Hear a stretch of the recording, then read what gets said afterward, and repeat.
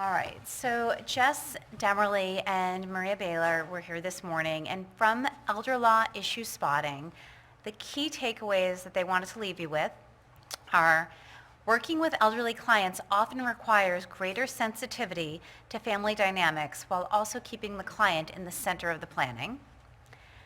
There are certain powers and considerations that should be discussed in detail with the client related to his or her durable power of attorney and the powers that the client is comfortable with the client's attorney having. Client's attorney, in fact. Working with isolated clients can involve thinking creatively. Implementing a care committee agreement or similar document can help clients and their agents to feel better supported and can begin difficult conversations early.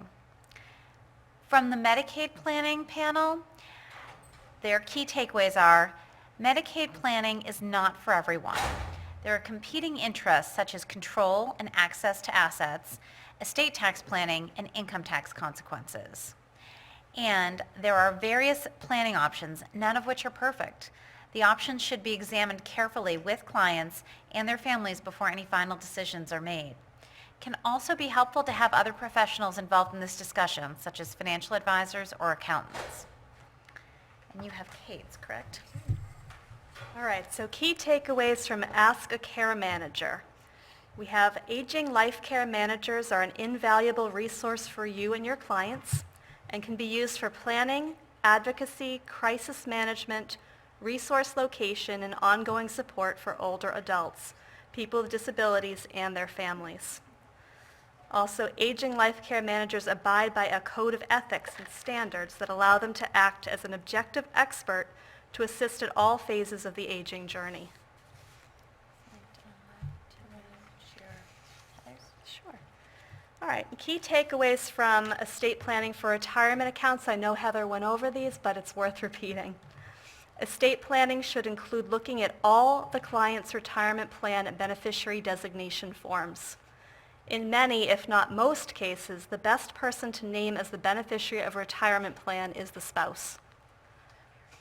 Only name a trust as the beneficiary if there are compelling reasons to do so, and be prepared for additional planning steps.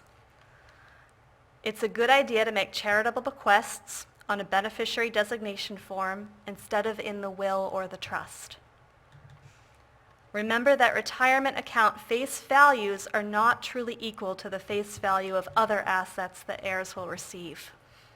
And finally, watch for potential legislative changes to retirement accounts that may be coming soon. This is the SECURE Act that she talked about.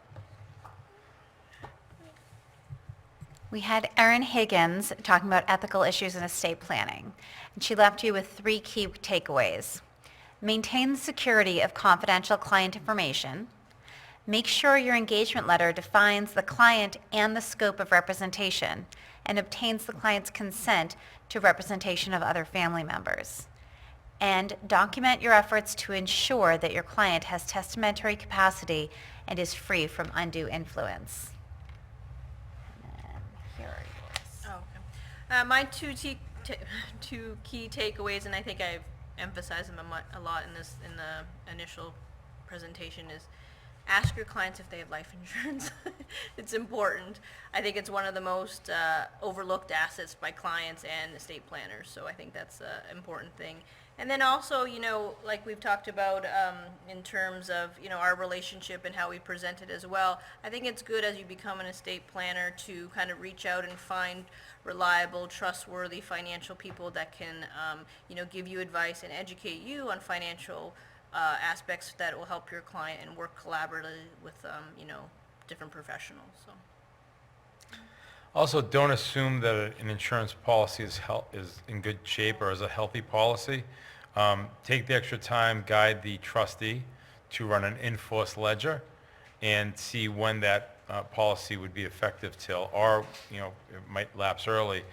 The other key takeaway is the timing and coordination of funding an ILET with the insurance professional that you're working with so that you match up and don't fall into that 3-year look back.